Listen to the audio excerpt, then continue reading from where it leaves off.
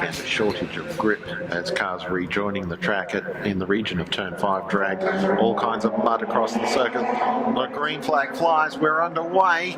Selby Adams didn't get the best of starts. McLeod, much more experienced at starting off the front row of grids, sweeps around the outside, and the Autobez machine takes the early lead here ahead of 6 laps, 18 kilometres of the first HQ race of the weekend. Selby Adams lines up in second position. Bruce French has started well to be in third. Brock Mitchell's jumped up a position to be fourth fastest off the start. Then Levitt is next as they run up the back straight into the braking zone on entry to turn 3.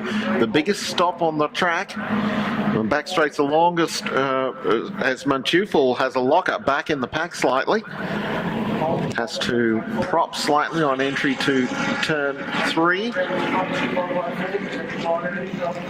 But it's McLeod who leads them up the Lake Straight now into turn 4.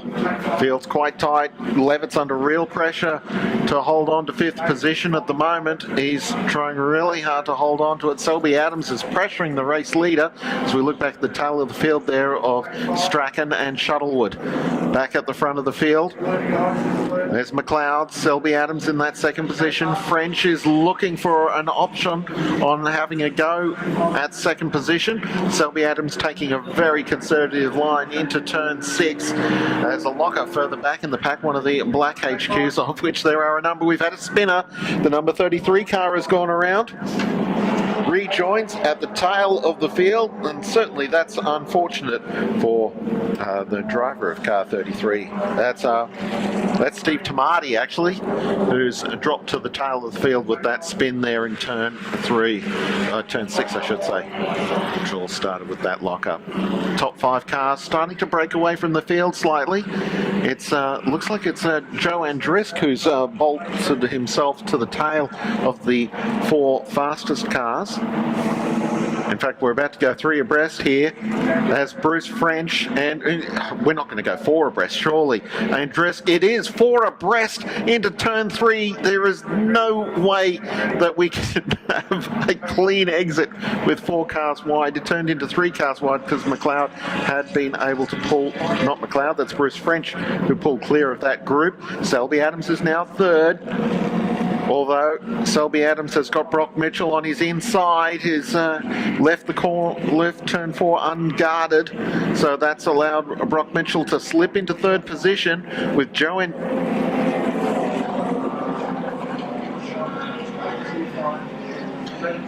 Mitchell was very wide coming out of turn 5, and he's hit that small lake on the outside of turn 5. That's given him quite a case of the wobbles, and he's dropped a couple of positions as Selby Adams ranges up on the outside, and he's bringing Joe Andrisk with him. Out front, though, Mick McLeod is moving away from the field, dragging Bruce French with him there in 2nd position. The 2 black cars at the front of the field have got a gap now over this squabble over 3rd, which has, Mitchell going off the track there at turn 5, has pulled the rest of the field, has allowed the top 2 to get away as we watch Jason Levitt. We got a car off track there that looked like Warren Wadley's car that was buried in a sand trap somewhere.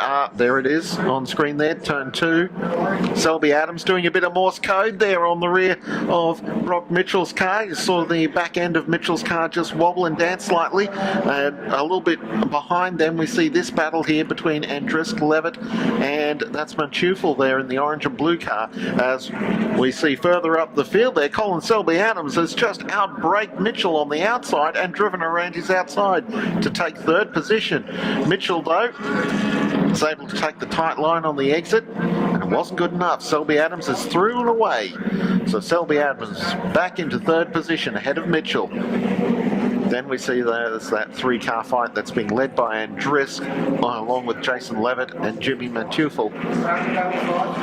we'll see the two race leaders come across as Bruce French has caught Mick McLeod for the race lead, but we're looking at this tremendous battle here for third, and it was Selby Adams that time who was wide coming out of turn 5 and had to slip and slide a little before correcting. We've had another car, there's the 82 car has looped itself, so that's Noel Cunnington who's straightening up and rejoining, having dropped to the tail of the field. So it's all getting a bit fraught out there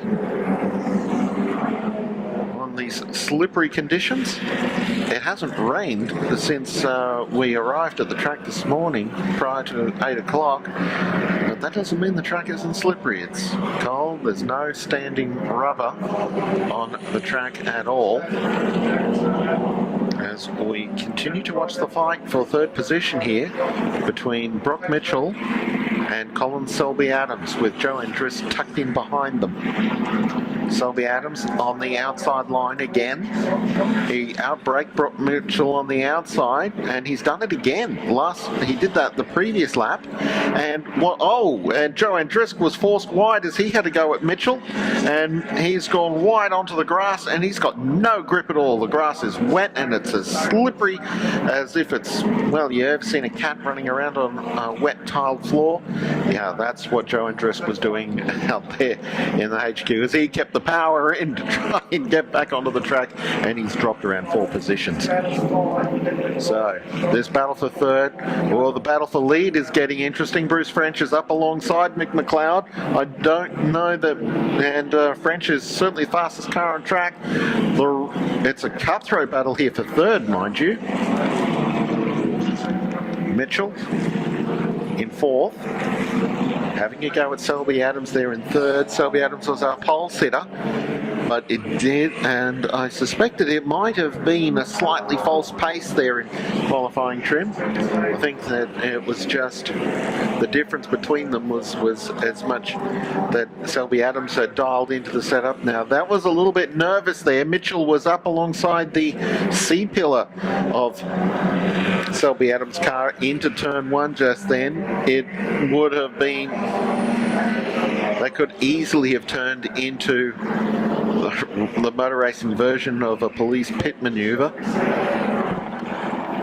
but there was no touch, and both cars got through turn 1 intact, and they remain running tightly together on the run down the back straight. Mitchell just sat in line there, and Selby Adams just lost the back end briefly in the mid corner. Mitchell had to back off to stop from hitting him, so he wasn't able to take advantage. French is attacking Mick McLeod for the race lead just ahead of these two. And we're back with this battle here for third position, Selby Adams and Mitchell. Brock Mitchell was last start winner at Lakeside, as in the round winner. He didn't win a race in winning the round, but he was the only front-running competitor to run. And here we go, Bruce French is going around the outside of Mick McLeod for the lead. McLeod's got the better exit out of turn 6 though. They're going to go side by side across the line, and McLeod looks like he's going to be able to hold the inside line into turn 1 and preserves his race lead. But certainly Bruce French went as close as possible to taking the lead off him without actually completing the maneuver. These two looking very hot at the moment. Looks like that French has got more car speed at the moment than McLeod, but certainly McLeod suffers in racecraft to nobody here in Queensland. He's been racing these HQs longer than anyone in the class. As French goes for a deep dive under brakes. Long braking zones for these HQs here at Queensland Raceway, and yeah, he went perhaps a little bit too deep under brakes, so French nosed in front, but that hurt his exit speed out of turn 3, so McLeod noses ahead, but French has the inside line into Snake Gully this time. So French maintains the lead as they negotiate turn 4. Don't want to run off wide at turn 4. There's that huge pool of water there on the outside of the corner. They head up the hanger straight. French holds the conservative line into turn 6, so McLeod unable to pounce for the moment. Across the line. And that's the checkered flag. And Bruce French claims the race victory over Mick McLeod by just 0.11 of a second. Brock Mitchell has defeated Colin Selby-Adams in that fierce dice for 3rd position. Jason Levitt crosses the line 5th, ahead of Jimmy Mantufel. Montgomery has crossed the line in 7th, ahead of Joe Andrisk. So something's happened to Andrisk over the back half of that race. His brother Scott crosses the line in 9th position. Wayne Back is 10th, ahead of the recovering Steve Tamati, who had that spin early in the race. Mark Strachan has had a fairly consistent run to cross the line in 12th position, ahead of Alan Shuttlewood. Everyone else has had dramas over the course of the race.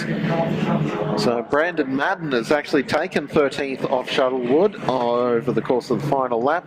Cunnington was 15th after a spin, and he'll be the last car to finish the race, with Wadley buried in the stone trap at turn 1. We'll take a short break then, but congratulations to Bruce French on the win from Mick McLeod and Brock Mitchell.